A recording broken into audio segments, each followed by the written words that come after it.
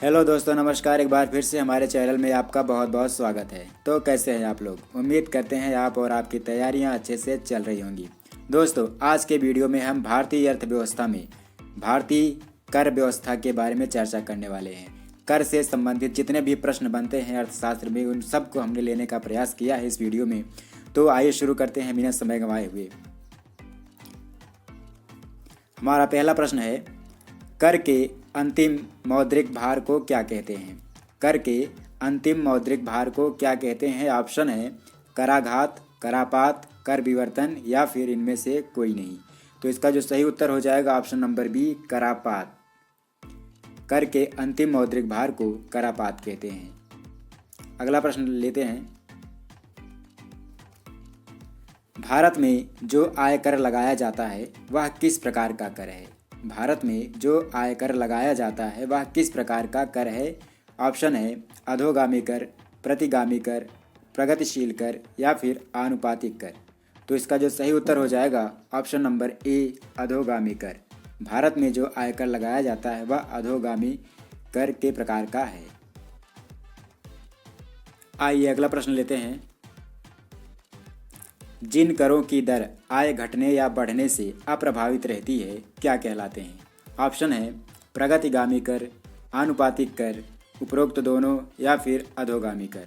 तो इसका सही उत्तर क्या हो जाएगा? इसका सही उत्तर हो जाएगा ऑप्शन नंबर बी, आनुपातिक कर। अगला प्रश्न है, कौन से कर अप्रत्यक्ष होते हैं? कौन से कर अप्रत्यक्ष यानी इनडायरेक्ट होते हैं?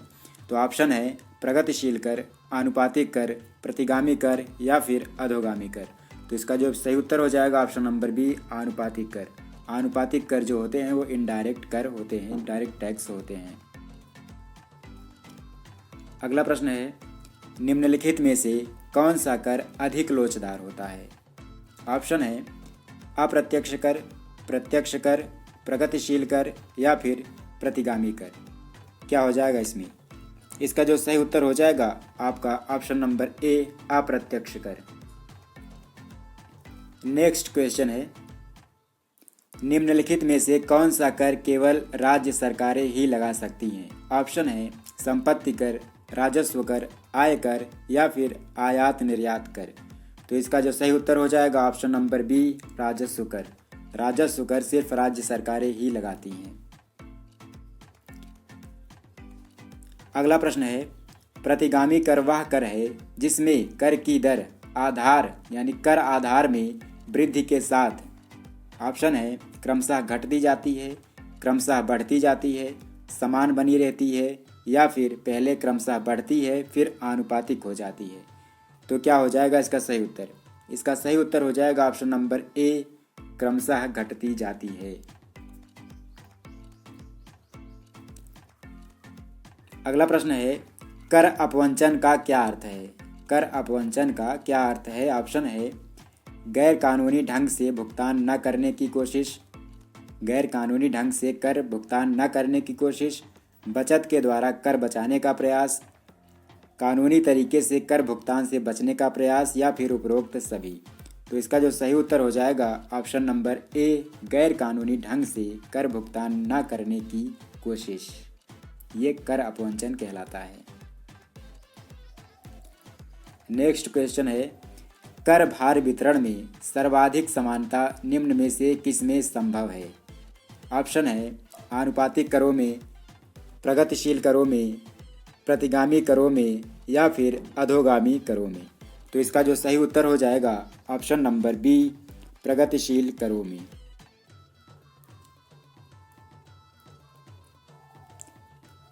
हमारा अगला प्रश्न है, वर्तमान में भारत में मूल्य वर्धित कर निम्न में से किस में लागू है?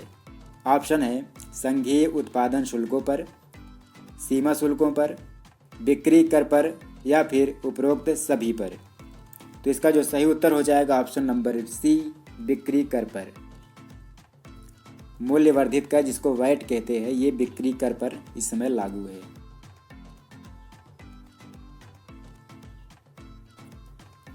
अगला प्रश्न है, निम्न में से किसे अग्रगामी कर नहीं बनाया जा सकता?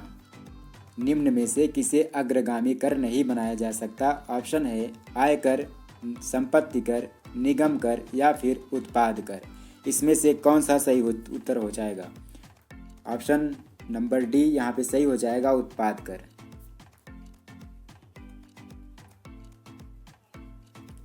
अगला प्रश्न है संपदा कर भारत में किस वर्ष लागू किया गया? ऑप्शन है 1956, 1955, 1957 या फिर 1949। इसमें जो सही उत्तर हो जाएगा आपका ऑप्शन नंबर डी, नहीं option number C 1957। Next question लेते हैं। यदि कोई कंपनी कोई विदेशी उत्पाद विदेश से मंगाती है तो उसे कौन सा कर देना होगा? ऑप्शन है बिक्री कर, आय कर, सीमा कर या फिर निगम कर। कौन सा उत्तर इसमें सही हो जाएगा? इसमें दोस्तों ऑप्शन नंबर सी सीमा कर सही हो जाएगा, क्योंकि विदेश से कोई चीज़ आप मंगाते हैं तो आपको सीमा कर देना होता है। अगला प्रश्न है वह कौन सा कर है जो लगाती केंद्र सरकार है लेकिन वसूलती राज्य सरकार है? बहुत ही इंटरेस्टिंग क्वेश्चन है। वह कौन सा कर है जो लगाती केंद्र सरकार है लेकिन वसूलती राज्य सरकार है? ऑप्शन है आय कर, राजस्व कर, स्टाम्प ड्यूटी कर या फिर निगम कर। तो इसका जो सही उत्तर हो जाएगा option number C stamp duty कर। इसे केंद्र सरकार लगाती है लेकिन वसूलने का काम राज्य सरकार करती है। हमारा अगला प्रश्न है निम्न में से कौन सा कर केंद्र सरकार नहीं लगाती है? ऑप्शन है कृषि कर, निगम कर, आय कर, बिक्री कर। इसका जो सही उत्तर हो जाएगा ऑप्शन नंबर ए कृषि कर, क्योंकि जो कृषि कर है वो राज्य सरकार का मामला होता है, इसे केंद्र सरकार नहीं लगाती। अगला प्रश्न है भारत को सबसे ज़्यादा आय किस कर से प्राप्त होती है? ऑप्शन है आय कर से, निगम कर से, आयात कर से या फिर बिक्री कर से। तो इसका जो सही उत्तर हो जाएगा ऑप्शन नंबर बी निगम कर से। निगम कर से भारत को सबसे ज़्यादा आय, केंद्र सरकार को सबसे ज़्यादा आय प्राप्त होती है। अगला प्रश्न है कराधान एक उपकरण है, किस तरह का उपकरण है? मौद्रिक नीति का, राजकोषीय नीति का, कीमत नीति का या फिर मजदूरी नीति का? इस चारों ऑप्शंस में से कौन सा सही हो जाएगा? ऑप्शन नंबर बी राजकोषीय नीति सही हो जाएगा। यहाँ पे कराधान का एक उपकरण है, कराधान जो है राजकोषीय नीति का एक उपकरण है। अगला प्रश्न है निम्न में से किस कर से प्राप्त आय राज्यों को नहीं बांटी जाती? ऑप्शन है संघीय उत्पादन शुल्क, आय कर, संपत्ति कर या फिर निगम कर। इसका जो सही उत्तर हो जाएगा ऑप्शन नंबर डी निगम कर। निगम कर से जो प्राप्त आय होती है वो राज्य सरकारों में नहीं बांटी जाती। अगला प्रश्न है सन 1990-91 के बजट में किस कर ढांचे में मूलभूत परिवर्तन किया गया है? ऑप्शन है आय कर, संपत्ति कर, उपहार कर या फिर मृत्यु कर। तो इसका जो सही उत्तर हो जाएगा ऑप्शन नंबर सी उपहार कर। सन 1990-91 के बजट में उपहार कर के ढांचे में मूलभूत परिवर्तन किया गया है। हमारा आखिरी प्रश्न है निम्नलिखित में से किससे भारत की केंद्रीय सरकार को आय प्राप्त नहीं होती है? ऑप्शन है व्यापार कर, सीमा कर, आय कर या फिर उत्पाद शुल्क। तो इसमें जो तीनों बी सी डी ऑप्शन है, इसमें तीनों से भारत की केंद्रीय सरकार को आय प्राप्त होती है, लेकिन ऑप्शन नंबर ए व्यापार कर जो है वहाँ से भारत की केंद्रीय सरकार को आय प्राप्त नहीं होती है। तो ऑप्शन नंबर ए यहाँ पे सही हो जाएगा व्यापार कर। तो दोस्तों इस वीडियो में फ़िलहाल इतना ही। अगले वीडियो में एक नए टॉपिक के साथ आपके सामने हाजिर होंगे। तब तक के लिए नमस्कार। और हाँ, अगर आप हमारे वीडियो पर नए हैं तो हमारे चैनल को सब्सक्राइब जरूर कर लीजिए, ताकि आने वाले वीडियोज़ के नोटिफिकेशन आप तक सबसे पहले बिना रुकावट पहुँच सकें।